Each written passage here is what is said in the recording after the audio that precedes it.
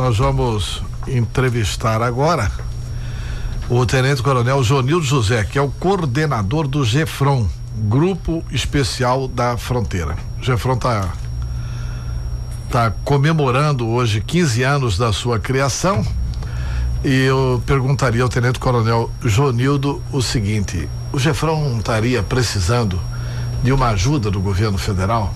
Quer dizer, porque a fronteira deveria ser responsabilidade maior do governo brasileiro. E o Estado gasta recursos lá importantes, é importante a presença do Estado, mas não seria importante também ter um apoio, por exemplo, como teve na Copa do Mundo? O senhor já estava lá na experiência da Copa? Bom dia, um prazer tê-lo conosco. Bom dia, Antero, bom dia a todos da bancada. Para nós é um grande prazer poder estar nesse veículo comunicativo aqui toda manhã, né? Somos ouvintes desse importante veículo aqui. E assim, veja bem, o GEFRON ele foi criado no ano de 2002 e a partir daí, através de um convênio com o governo federal, né, no sentido de promover o braço de policiamento da instituição policial lá na região de fronteira, trabalhando segurança pública, né, que diferencia da questão da segurança nacional. E assim, realmente tivemos alguns investimentos que foram feitos pelo governo federal. Na verdade, a responsabilidade da fronteira, ela é uma responsabilidade do governo federal, porém nós atuamos através de um convênio onde o governo do estado, através da Secretaria de Segurança Pública, é signatária de um convênio que, juntamente com a Senasp, juntamente com o Ministério da Justiça, que nos dá esse direito de estar atuando como policiais na fronteira. E assim, nós temos um balanço, né, Antero, que podemos falar do antes e do pós a criação do GEFRON. Realmente, eu não estava lá na época da Copa do Mundo. Houve um apoio por parte do governo federal no sentido de algumas operações, né? E isso ainda ocorre, né? Nós temos operações que são deflagradas pelo Ministério da Defesa, né? Juntamente com o Exército Brasileiro, onde o GEFRON também atua apoiando essas operações. E nós temos assim um bom relacionamento com o pessoal do Exército Brasileiro, que sempre esteve presente lá na fronteira, diga-se de passagem, não fazendo a parte de segurança pública, que não era atribuição deles antes, né? Eles faziam a parte de segurança nacional e sempre nos deram um apoio, sempre tivemos apoio em seus destacamentos, e toda vez que precisávamos de algum apoio deles lá para a parte policial, isso era bem feito também, era nos dado. Bom, comandante, o GEFRON tem tido uma atuação histórica importante. Aliás, já é uma instituição extremamente respeitada em Mato Grosso, justamente por essa luta, né?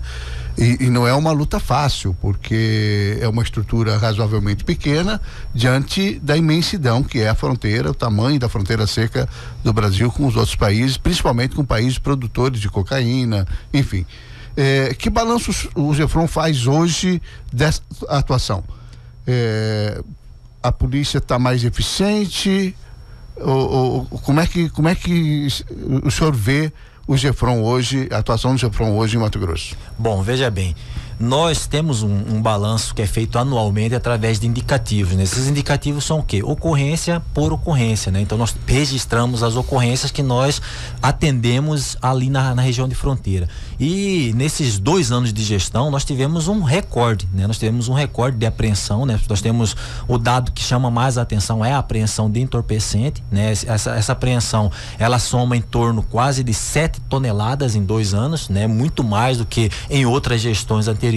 A que eu atribuo isso? Primeiro, há um olhar estratégico que hoje está sendo dispensado para a região de fronteira, através da atual gestão da Secretaria e por não dizer do governo do estado, que proporcionou alguns investimentos, né, no sentido de que isso melhora ainda mais o trabalho que a gente... Que investimentos foram feitos? Olha, para você ter uma ideia, nós tínhamos armamentos lá no GEFRON que eram de 2003, da época da criação, que através desse convênio federal que eu falei anteriormente, veio um recurso e se comprou armamento, viaturas, etc.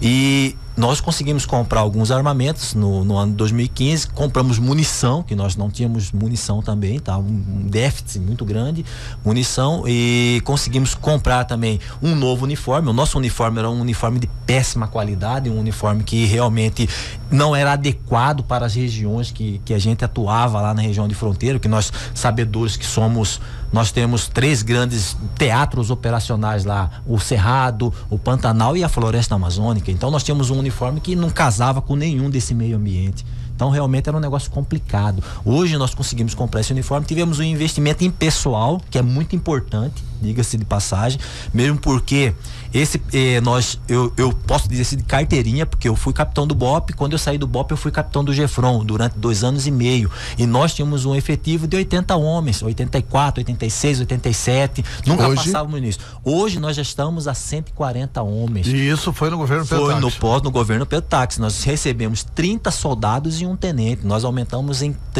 mais de 30% o nosso efetivo. É o ideal, Coronel? Não é o ideal, mas sabedouros que somos, que toda a segurança pública ela passa por essa situação de falta de efetivo, nós tivemos um olhar, um dispêndio estratégico para o GEFRON, para a fronteira. E isso com certeza potencializa as nossas apreensões, as nossas atuações. Qual que é o tamanho, qual que é a extensão que o GEFRON cobre? Só a região de Cáceres? Só de fronteira seca, porque veja bem o que acontece. Nós temos 700 quilômetros de fronteira seca, mais 233 quilômetros alagada e alagável. Né? O que acontece? Só que isso nós falamos de linha divisória. Só que aí nós temos a faixa de fronteira que são 150 quilômetros da linha divisória para dentro do nosso estado, que vai pegar mais ou menos ali próximo Tangará da Serra. Então é uma área de circunscrição onde o GEFRON pode atuar, que nos dá uma capilaridade de serviço também, porque às vezes nós trabalhamos com levantamentos estatísticos, levantamentos de inteligência, que diga-se também, foi um grande apoio que a atual gestão deu para o policiamento de fronteira, a potencialização da inteligência. Foi criado antigamente uma inteligência, porém nessa nova gestão houve um investimento em material, em recursos para a inteligência, e isso potencializou as apreensões. Treinamento também? Com certeza, treinamento. Tivemos vários treinamentos que foram dispendidos pela nossa Secretaria Adjunta de Inteligência, e isso potencializou nossas ações, porque a gente trabalha com inteligência hoje. Outro fator importante também para esse sucesso do GEFRON hoje é o serviço, o policiamento integrado, né? O serviço integrado, a integração entre as forças na fronteira. O nosso núcleo de inteligência hoje trabalha muito integrado com a Polícia Judiciária Civil, com a Polícia Federal, com a Polícia Militar. Então hoje existe uma comunidade de inteligência ali na fronteira, onde as informações elas transitam entre os órgãos, e isso é muito importante, né? Os meios comunicativos toda hora anunciam aí, né? GEFRON e Polícia Federal fazem apreensão, GEFRON e DEFRON fazem apreensão, Polícia Militar em ação conjunta com GEFRON e Polícia Federal realiza a apreensão. Então realmente isso aí são tudo fruto dessa integração, dessa cartilha que é emanada pela Secretaria de Segurança Comandante, Pública. qual que é o maior desafio do GEFRON frente apesar de todos os investimentos que foram feitos, que deu uma turbinada no GEFRON na fronteira, que aumentou o número de apreensões de droga, de prisões, mas qual que é o maior desafio que o GEFRON enfrenta na fronteira do país? Olha, veja bem, como eu disse anteriormente, né? Nós trabalhamos numa região inóspita, numa região que realmente existe um grande vazio demográfico, né? É diferente trabalhar nessa região, e assim, desafios são enormes, são vários desafios, né? Mas como eu falei para vocês no início da nossa entrevista, eu posso dizer isso de carteirinha. Comecei minha carreira policial nos idos de 1997 na região de Cáceres, no batalhão de Cáceres, como aspirante oficial, e não existia GEFRON. E nós tínhamos na região da fronteira mesmo, lá dentro, uma região bastante complicada, no sentido de que existiam quadrilhas que roubavam fazendas, propriedades, o proprietário rural não podia ter uma caminhonete nova, não podia ter um trator novo, não podia pousar numa pista porque corria o risco dessas quadrilhas tomarem e levarem para o país vizinho. E hoje como que com a criação diminuiu do GEFRON, bastante? Diminuiu muito. Só para você ter uma ideia, de 2003 para cá, depois da atuação do GEFRON, até a valoração das nossas propriedades rurais, elas se valorizaram. Hoje, se você for lá, você vai ver que existem grandes fazendas que tem plantações, uma planta de veículos agrícolas novos, né? E isso no passado era complicado. Tinha muito assalto à fazenda. Sim, o senhor lembra disso, né? Era uma situação era a rota de roubava carro aqui e levava para Bolívia, levava carro aqui e levava para Bolívia. A diminuição de roubo de carro, isso aconteceu? Assim, isso aconteceu também. Nós aumentamos bastante a questão da caminhão, carreta, carga, né? Isso diminuiu bastante. Isso graças também à atuação do deputado Emanuel Pinheiro nesse acordo que teve com o governo boliviano, né? Que o governo brasileiro interviu através do Ministério das Relações Exteriores, né? Muito importante você trocar nesse ponto, Antero, porque veja bem, nós sempre tivemos um bom relacionamento a nível local entre nós, a polícia brasileira e a polícia boliviana ali em São Matias, naquela região ali.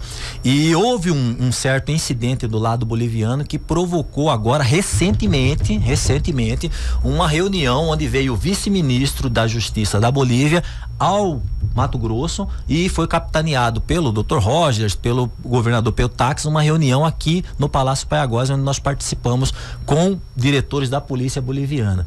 E isso institucionalizou essa troca de informação e essa relação entre a nossa inteligência e a inteligência boliviana, que está sendo muito importante. Diga-se de passagem, no ano passado eles nos entregaram alguns fugitivos brasileiros da justiça que estavam com mandado em aberto lá do outro lado e alguns veículos também roubados, que foram roubados aqui, localizados lá através de localizadores via GPS, e a gente fez contato com os comandantes da polícia, os comandantes foram lá e nos devolveram ao dono esses veículos. Tá. Além de drogas, vocês têm feito apreensão de armas?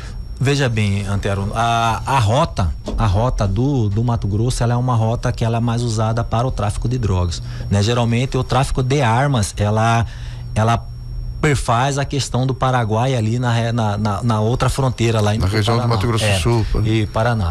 E veja bem, mas a gente, com certeza, nós tivemos uma apreensão de arma um pouco mais elevada através da atuação, né? Através dessa atuação nossa aí, mas em termos de tráfico de armas tem muito pouco essa informação. É seguro hoje, vamos supor, vou à Bolívia, passeio, né? Sim. É seguro hoje eu pegar um carro de passeio com a minha família e ir até a Bolívia, porque existia muito São Matias, isso. por exemplo? A pessoa ia até São Matias, no meio do caminho perdi o carro, já ficava sem carro. Exato. No meio da estrada. Hoje em dia está seguro, você consegue fazer esse trajeto sim. Nós temos vários estudantes brasileiros que estudam, pegam um ônibus em São Matias, né? Então passam ali na nossa última barreira, que é a Corixa, que a gente mantém em convênio ali com o pessoal do INDEA, e é tranquilo, dá para ir sim.